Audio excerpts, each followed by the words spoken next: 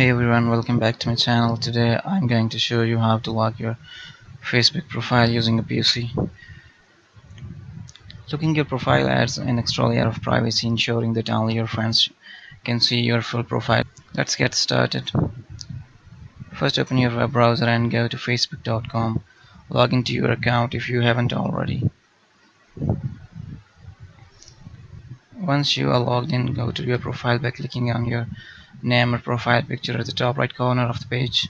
Now that you are on your profile page, click on the three dots next to the Edit Profile button. In the drop-down menu, you'll see an option called Lock Profile. Click on it. A pop-up will appear explaining what happens when you lock your profile. Basically, only your friends will see your photos, posts, and stories. Click on the Lock Your Profile button to proceed.